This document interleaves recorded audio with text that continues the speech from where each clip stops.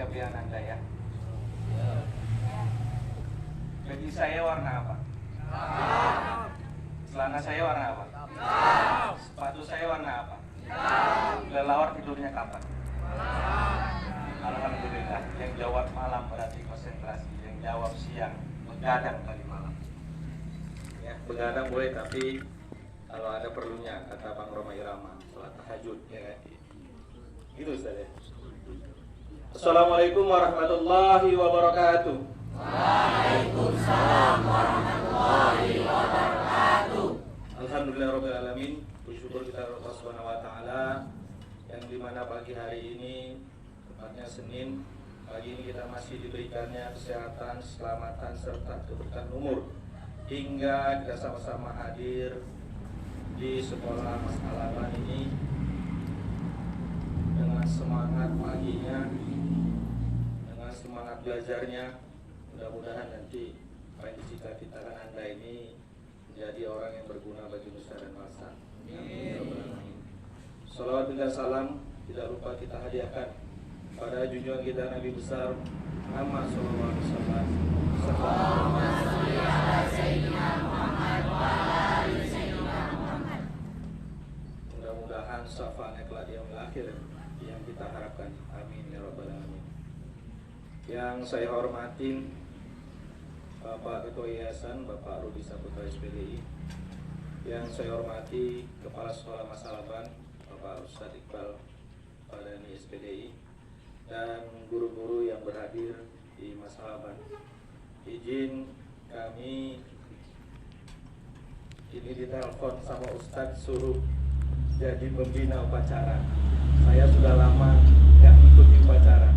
Yang hanya diikuti biasanya upacara 17 Agustus sebagai tamu dan panitia. Hari ini saya berdiri jadi pembina upacara dari Dewan Masjid Indonesia. Izin saya perkenalkan Ustadz dan Anda sekalian. Saya membawa Ustadz Sukardi. Beliau adalah dalam Dewan Masjid Indonesia sebagai Dewan Fatwa. Jadi ada apa-apa permasalahan di Dewan Masjid untuk Kecamatan Besitang yang tidak ketemu fatwanya, maka mereka lah nanti yang menentukan. Dan satu lagi kami bawa ini Abangga Khairuddin R. Beliau adalah siswi dokumentasi. Jangan lupa nanti di Dewan Masjid ada YouTube-nya. YouTube-nya apa Bang Khairuddin? Gerakan Subuh Berjamaah Demi Besitang. Nah, jangan lupa subscribe, like, and share biar makin Dewan Masjid di Besitang ini makin berjaya lah, besar.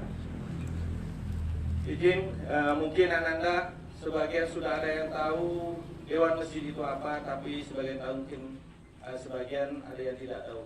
Jadi sedikit saya jelaskan. Dewan Masjid ini adalah organisasi nasional di Indonesia yang diketuai oleh Bapak Yusuf Kalla. Kenal Yusuf Kalla kan Pak? Ibu ada Anda? Yusuf Kalla itu adalah wakil presiden kita yang ke-6. Dan untuk sumutnya atau provinsinya itu diketuai oleh Bapak Ilhamuddin Siregar. Beliau untuk provinsi. Dan untuk Kabupaten Langkat kita dipimpin oleh Pak Iskandar Sugito SPD. Dan di Kecamatan Besitang izin ketua kita Ustadz kirim salam kepada kita semua Bapak Rusmanto AS karena lagi sedang sakit, maka kita ditugaskan untuk hadir pada hari ini. Beliaulah sebagai Ketua Dewan Masjid Kecamatan Besitang. Jadi apa tugas dari Dewan Masjid? Biar sama-sama kita mengetahui, tugas kita adalah memperbaiki mutu dan kualitas bekerja sama dengan takmir, bagaimana kita dapat melayani jamaah agar nyaman beribadah di masjid kita. Tujuannya apa? Tujuan dari Dewan Masjid itu adalah untuk yang paling utama adalah memakmurkan dan dimakmurkan masjid. Kita harus mengembalikan fungsi masjid itu sebagai tempat beribadah, tempat pengembangan masyarakat serta persatuan umat. Apa itu memakmurkan dan dimakmurkan masjid? Memakmurkan masjid inilah tugas kita. dari Dewan Masjid mengajak pemuda-pemudi untuk mau sholat ke masjid, jangan sholatnya di rumah, khusus yang laki-laki. Saya harap kepada Anda semua, mulai dari hari ini sampai hari esok seterusnya, mari sama-sama kita jaga sholat kita bangun dari masjid. Program apa yang sudah dilakukan Dewan Masjid? Program yang dilakukan yang sampai saat ini hampir 4 tahun Ustaz, kami melaksanakan sholat subuh berjamaah. Kenapa dimulai dari sholat subuh berjamaah? Kenapa nggak program yang lain? Jadi saya izin Ustaz, ini nggak ceramah, saya bercerita kepada Anda semuanya. Pada zaman Umar bin Khattab radhiyallahu anhu, ada seorang pemuda di Madinah. Jarak antara rumah dan masjidnya itu cukup jauh. Jadi pemuda ini adalah orang yang selalu istiqomah sholatnya di masjid. Ketika subuh dia bangun, karena jarak rumahnya itu jauh, jadi dia bangun lebih awal. Perjalanannya itu cukup jauh. Dia mandi, dia pakaian bersih, baru berangkat ke masjid. Kenapa harus mandi? Karena kata Ustaz, saya pernah dengar, mandi sebelum sholat subuh itu baik untuk kesehatan secara ilmiahnya. Jadi mandi sebelum sholat subuh itu untuk kesehatan kita, yang pertama memperlancar peredaran darah, yang kedua mengganti sel-sel mati yang ada di badan kita. Karena apa? Kalau kita sholat, kalau kita mandi, setelah selesai mandi, badan akan terasa hangat. Kenapa banyak sekarang berdiri ada sauna? Sauna itu kan menghangatkan badan untuk mengangkat sel-sel mati yang ada di dalam tubuh kita, ya, supaya awet muda seperti Ustaz kita tadi. Jadi itulah manfaatnya sholat, mandi sebelum sholat. Dan itu juga ada caranya. Jangan mandi di pagi hari itu, apalagi jam 3, itu langsung kita basuh di kepala. Ini akan berbahaya sebenarnya. Karena apa? Urat saraf dan peredaran darah itu ada di otak. Seperti es batu, kalau kita siram langsung dia akan pecah. Retak kelihatan kan? Retak kelihatan. Artinya perlahan kita mulai dari wudu. Kenapa harus wudu? Walaupun kita tidak berada sisa, kita wudu dulu.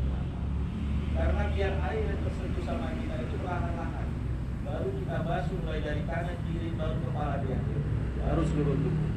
Biar supaya tidak terjadi hal-hal yang tidak diinginkan. Banyak orang meninggal Ustaz, dia kena serangan jantung, tiba-tiba panas dia mandi, langsung pecah pembuluh darah di otak. Makanya mandi juga ada tata caranya.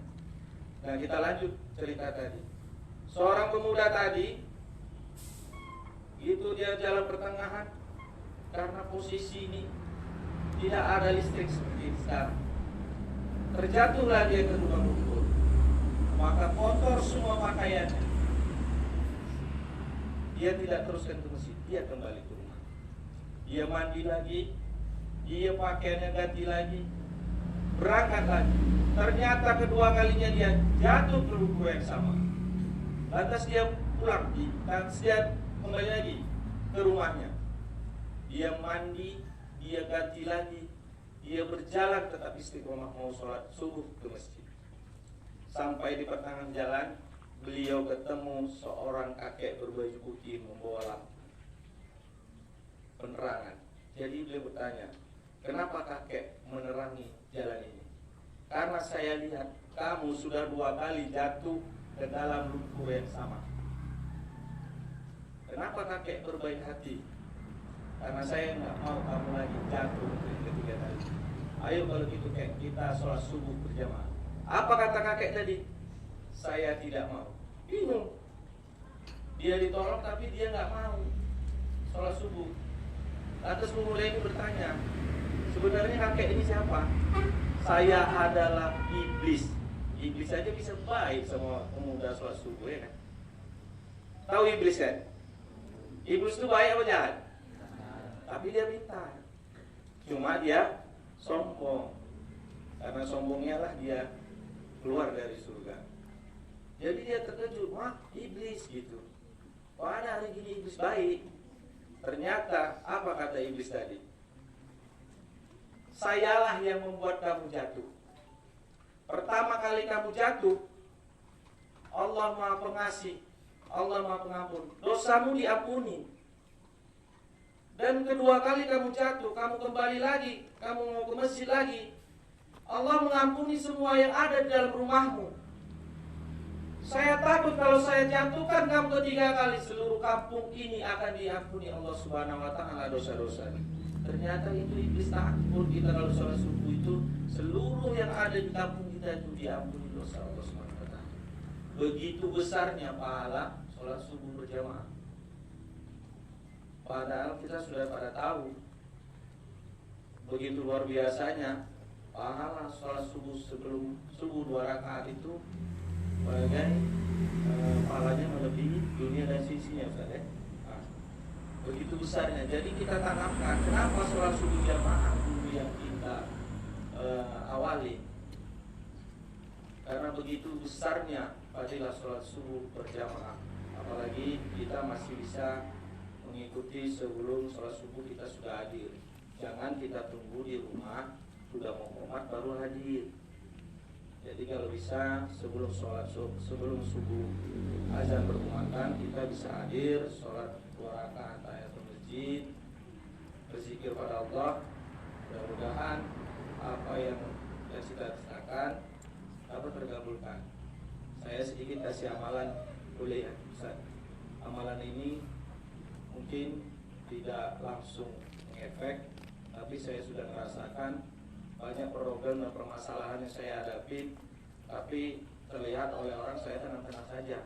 Karena semuanya itu saya kembalikan pada Allah Subhanahu wa Ta'ala. Apa yang terjadi terhadap diri saya itu kehendak Allah Subhanahu wa Ta'ala. Untuk Ananda mulai dari hari ini mudah-mudahan esok subuh bisa subuhnya berjamaah di masjid. Setelah sholat tahiyatul masjid zikir pada Allah 100 kali dengan ucapan subhanallah wa bihamdi subhanallahal azim astagfirullah. 100 kali kita amalkan sebelum sholat subuh. Mudah-mudahan apa yang kita cita-citakan rezeki kita bertambah, berlimpah, insyaallah menjadi berkah bagi kita, ketenangan yang kita dapat.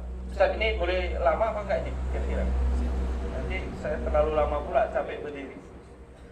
Jadi izin Ananda itu sekedar kita evaluasi dari Dewan Masjid program yang sudah berjalan, dan kemarin kita bersama Polda yaitu tanggal 29 September dari Polda Sumut ada timnya, dan Dewan Masjid Sumut kita melaksanakan zikir tatapi antar itu ada di Raya Besikang yang gunanya untuk mensosialisasikan ini zaman pemilu. Mudah-mudahan zaman pemilu ini tidak terjadi hoax yang besar-besaran atau bentrok, menjadi pemilu yang aman dan damai. Izin saya ingin motivasi untuk anak-anak sekalian, untuk Ananda sekalian, ada 4 kunci sukses. Ustaz ini enggak kampanye ya, walau 4 ya. Nah, jangan nanti bilang ini 4 kampanye, enggak. 4 kunci sukses. Yang pertama, kompak dengan Allah Subhanahu wa Ta'ala. Paham ya, kompak dengan Allah Subhanahu wa Ta'ala. Jangan pernah tinggalkan apa yang dikerjakannya, diperintahkannya.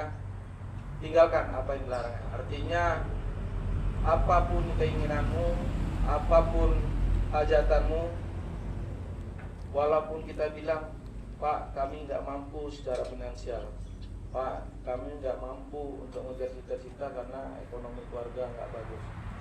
Kalian yakin nggak ada Allah? Ngadu ke dia, ngadu ke dia. Bangun malam sholat tahajud.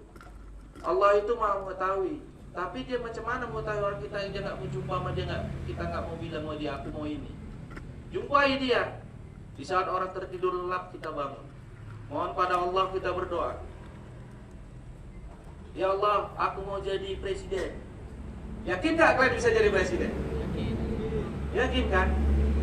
Banyak presiden yang dari rakyat sipil. Yang pertama presiden kita, Pak Jokowi. Itu seorang pengusaha mebel. Gak nyangka dia bisa jadi presiden. Yang kedua, ada presiden Amerika, Abraham Lincoln tahun 1986. Dia cuma bartender, bisa jadi presiden.